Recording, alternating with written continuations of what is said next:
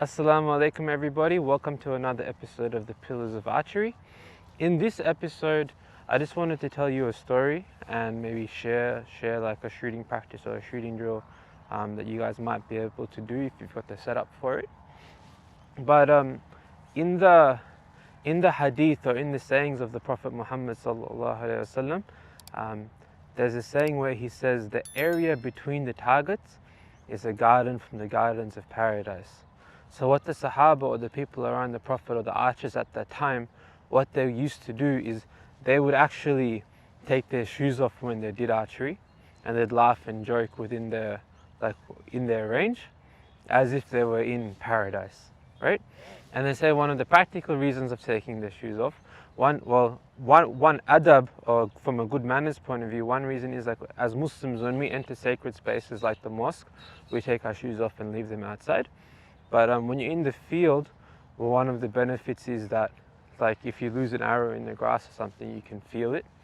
But also, you know, people talk about like the benefits of feeling grounded and mindful in nature. But what the Sahaba, or what it said that what they used to do, is they would place one target at their shooting line, and then one target on the other side, and then they would stand here and they would send the arrow, and then instead of going and like they'd laugh and joke and talk and hey, how's it going, and they'd come over to this side, collect their arrows, and instead of having to walk all the way back there, they could just come, pull out their arrow, and then shoot.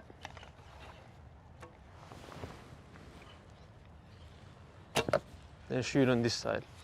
So that's one of the practices the Sahaba used to do, and maybe it's something you can do if you've got the space for it.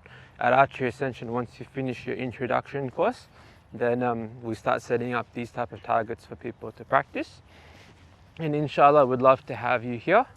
And then the next step of that, one of the drills you'll find in the Arab Archery manual is the idea of not just having 2 targets, but having 4 targets. And what they do, or what the manual describes,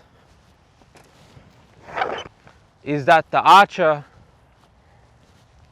stands in the middle of the targets, and without moving his feet, he needs to send an arrow to all 4 targets. And this is the start of mounted archery, or this is the start of horseback archery, where you set the targets around you in all 4 different directions. You plant your feet firm, right? And this is where we spoke about stance. You plant your feet firm, and then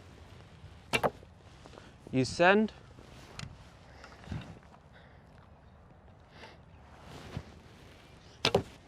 arrows into all